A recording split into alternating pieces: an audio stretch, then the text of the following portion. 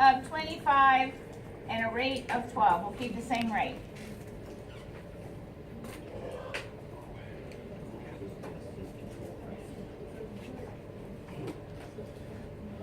So assist control, pressure control. This part's the same. All machines are mandatory no matter what. So 20, oh wait, we said 25.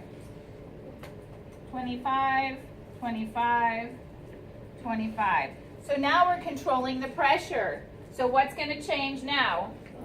Tidal volume. You guys are so good. I know. Even though I like, in spite of the fact that I like the Panthers. I don't know, that jersey does look good. Mm-hmm. Yeah, I think the jersey helped me pay attention. Oh, okay, there we go. Okay. I know, right? So, okay, so what? So here we have the same pressure, but now our tidal volume is changing. So if we write our same statement as before, pressure is constant now, but the tidal volume will vary with changes such as a decrease in compliance or an increase in resistance.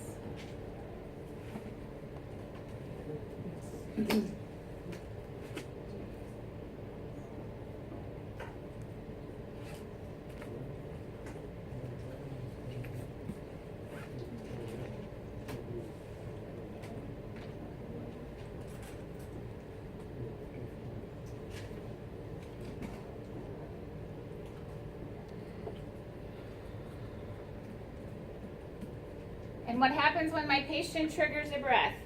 The same thing. It's a machine breath, it just this time it's pressure-based instead of volume-based. So the difference between ACVC and ACPC, in ACVC we're controlling volume and the pressure changes with changes in compliance and resistance. In ACPC, we're controlling pressure and the volume changes with changes in compliance and resistance. So remember, think of the name. The name that you're controlling is the variable that will not change. The opposite one changes with changes in compliance and resistance. And that's why I said when you get your packets back, make sure you correct those sections. And you had two different sets of settings in there, because some people said, you asked the same question twice. And I did, but one time the patient was in ACVC, but the other time they were in ACPC.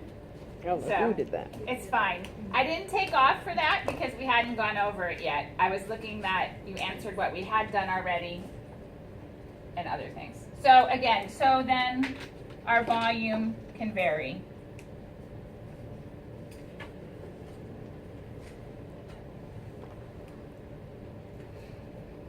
And still the same thing, it's going to give it when it's time.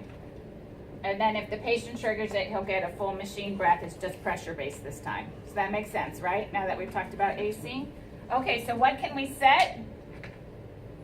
In pressure control, we're going to set the pressure,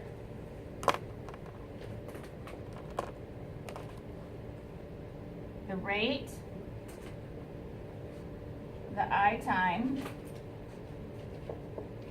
and we'll also now have what's called a rise time, which is also known as a slope, P ramp, percent, I mean there's a million different names for it.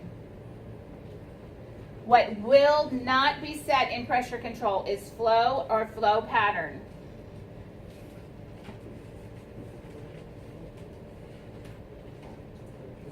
Pram? P ramp. Oh. P ramp. You cannot set the flow. Let me write that. Cannot set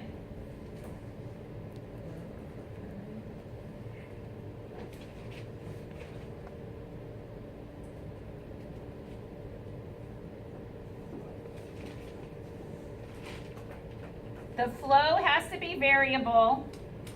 So the flow will always vary.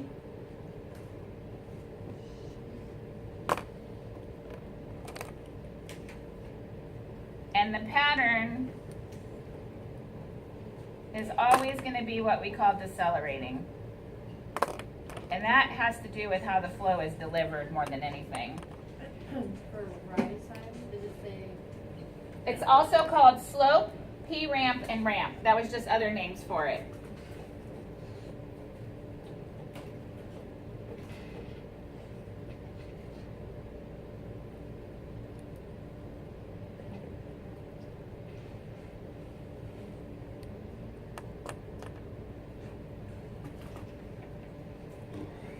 We can set pressure, rate, I time, and rise time. We cannot set flow or flow pattern.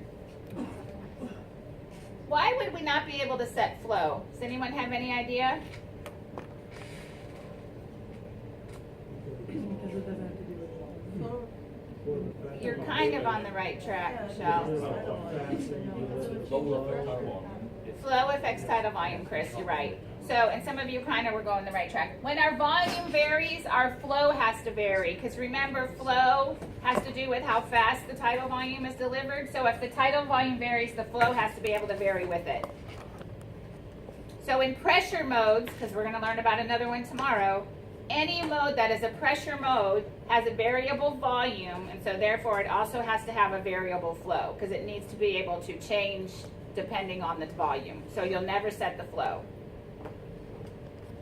And you'll see in a couple weeks when I start to give you practice settings, I'm going to give you settings that you can't do on purpose to help you learn what you can and can't do and why not. It is tricky, but it's important. What if, because doctors, especially interns and doctors that are not familiar, they're going to try to order this stuff. And you have to be able to explain to them why you can't do it, not just because we can't set flow.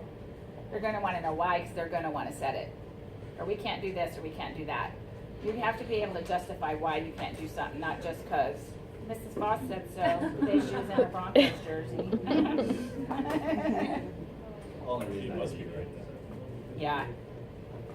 Okay.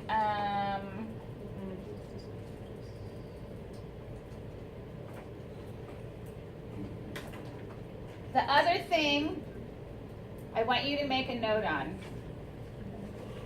Pressure control is a lung protection mode. And I'm just going to write that off to the side here because I don't want to put it down too far. So pressure control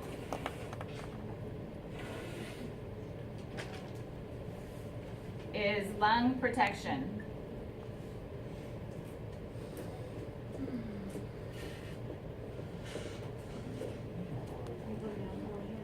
Yeah, you like it, I know.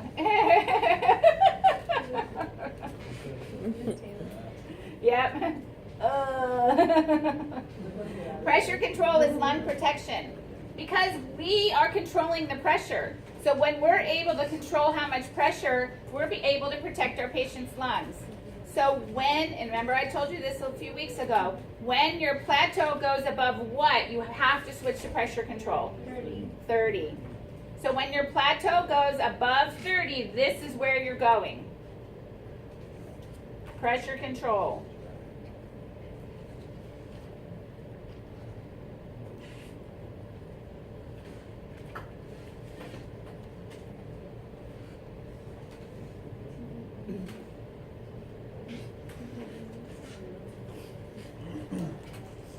Yes. Where you have pattern written down in the picture, you said pattern is always something. Decelerating. Sorry, I'll write that. That's got that ridiculous picture next to it.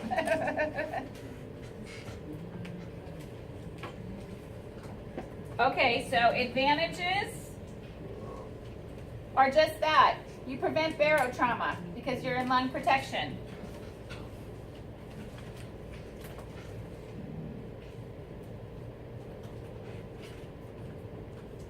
What would be a disadvantage? Variable tidal volume, so variable what?